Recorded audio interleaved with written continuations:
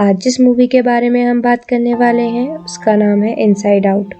तो चलिए movie start करते हैं। मूवी की शुरुआत में हमें हमारी मुलाकात राइली से होती है, जो कि मिनेसोटा में पैदा हुई होती है और उसका बचपन वहीं गुजरा होता है।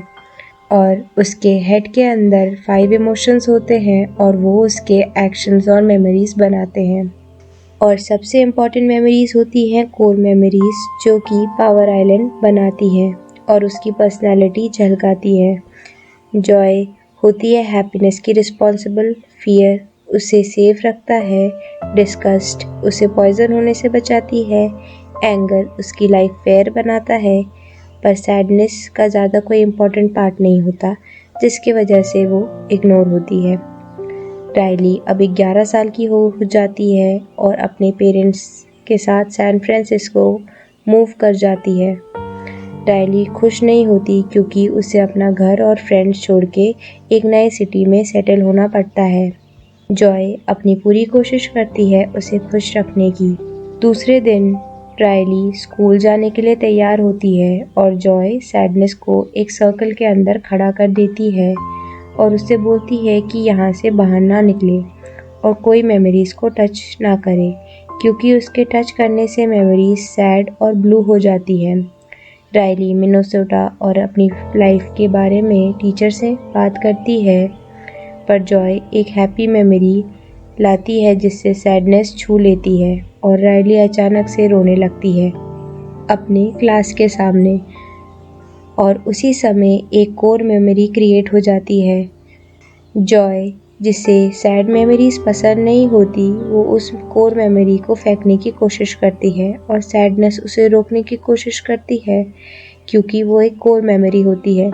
पर सैडनेस, जॉय और सारी कोर मेमोरीज ट्यूब से बाहर निकल जाती है और राइली की लॉन्ग टर्म मेमोरीज में खो जाते हैं।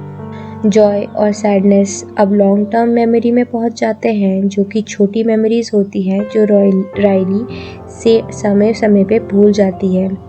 वो दोनों फिर हेडक्वार्टर्स पहुंचने की कोशिश करते हैं। उसी दौरान हेडक्वार्टर्स में फियर, एंगर और डिस्गस्ट जॉय बनने की कोशिश करते हैं और उसकी एब्सेंस में राइली को खुश करने की कोशिश करते हैं, पर ऐसा नहीं हो पाता और राइली की अपने फादर के साथ बहुत बड़ी लड़ाई हो जाती है।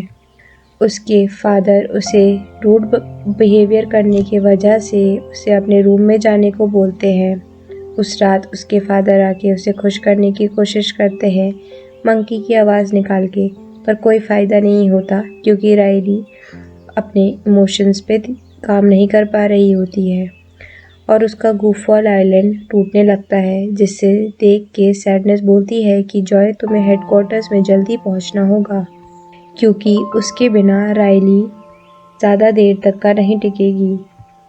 दूसरी सुबह राइली अपने फ्रेंड से वीडियो कॉल में बात कर रही होती है, जहां वो बताती है कि उसकी प्लेस एक नई लड़की ने ले ली है हॉकी टीम में। और ये सुन के राइली को काफ़ी गुस्सा आ जाता है और वो वीडियो कॉल को काट देती है और फिर उसका फ्रेंडशिप आइलैंड भी टूट जाता है। दूसरे दिन राइली आइस हॉकी खेलने पहुंचती है, पर कोई हॉकी कोर मेमोरी ना होने की वजह से वो क्विट कर देती है और हॉकी आइलैंड भी टूट जाता है। जॉय और सैडनेस जब हेडक्वार्टर्स को जा रहे होते हैं, उसी समय उन्हें बिंग बॉन्ग मिलता है, जो कि राइली का इमेजिनरी एलिफेंट होता है जब वो छोटी थी, जो उन्हें बताता है कि ट्रेन ऑफ थॉट्स की हेल्प से वो हेडक्वार्टर्स वापस जा सकते हैं। और रास्ते में वो इमेजिनेशन लैंड से गुजरते हैं, जहाँ राइली की पुरानी मेमोरीज को डंप करा जा रहा होता है, जिसे देखकर बिंग बॉन्ग काफ़ी दुखी होता है क्योंकि उसका रॉकेट भी वहाँ डंप करा जा रहा होता है और वो रोने लगता है कि अब राइली उसे भूल चुकी है। जॉय उसे खुश करने की कोशिश करती है, पर वो फिर भी रोए जा रहा होता है। उसी समय सैडनेस आके उसके साथ बैठ के उससे बोलती है कि वो उसकी फीलिंग्स समझती है, जिसे सुन के बिंग बॉन्ग को काफ़ी अच्छा लगता है और वो रोना बंद कर देता है। ये देख के जॉय सोचती है कि सैडनेस ने ऐसा कैसे किया। फिर वहाँ ट्रेन आ जाती है और तीनों हेडक्वार्टर्स के लिए निकल जाते हैं। वहीं हेडक्वार्टर्स में डिस्गस्ट, फियर और एंगर रायली की इमोशन अच्छे से कंट्रोल नहीं कर पाते। जहाँ एंगर एक आइडिया के साथ आता है कि रायली को वापस मिनेसोटा चले जाना चाहिए क्योंकि वहीं उसकी सारी हैप्पी मेमोरीज थी और वो वहीं जाके खुश रहेगी। रायली अब सो चुकी होती है जिसकी वजह से ट्रेन ऑफ थॉट्स भी रुक जाती है और वो तीनों ड्रामा प्रोडक्शन में चले जाते हैं जहाँ से रायली को सपने आते हैं और वो उसे जगाने की कोशिश करते हैं, पर उनके डिस्टर्बेंस की वजह से गार्ड्स बिंग बोंग को सबकॉन्शियस मेमोरी में बंद कर देते हैं। जॉय और सैडनेस उसे बचाने की कोशिश करते हैं। वहाँ जाके वो देखते हैं कि बिंग बोंग को एक केज में ट्रैप किया हुआ है क्लाउन की बेली के ऊपर।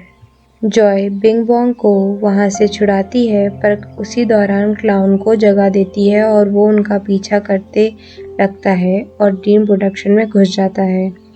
फियर उस रात ड्रीम की ड्यूटी में होता है और क्लाउन को देख के डर जाता है, जिसे रायली वापस उठ जाती है और वो तीनों ट्रेन ऑफ थॉट्स पे फिर चढ़ जाते हैं। दूसरी तरफ एंगर और डिस्कस भी उठ जाते हैं और एंगर रायली को मिनेसोटा जाने का आइडिया दे देता है और रायली अपने मॉम का क्रेडिट कार्ड चुरा के बस ट्रैवल का टिकट बुकती है और ऑनेस्टी आइलैंड भी टूट जाता है और वो ट्रेन ऑफ थॉट्स के ट्रैक को तोड़ देता है और ट्रेन गिरने लगती है, पर कुछ माइंड वर्कर्स आके उन तीनों को बचा लेते हैं। माइंड वर्कर्स जॉय को बताते हैं कि रायली घर छोड़ के भाग रही है, जिससे वो तीनों फैमिली आइलैंड को भागने लगते हैं और फिर वो भी टूट जाता है। पर उसी समय जॉय को रिकॉल ट्यूब दिखता है जिससे वो वापस जाने का सोचती है और चढ़ने लगती है। उतने में ही सैडनेस कोर मेमोरी को छू लेती है और वो ब्लू हो जाती है, जिसके वजह से जॉय उसे वहीं छोड़ के जाने का डिसाइड कर लेती है क्योंकि रायली का खुश होना ज़रूरी था।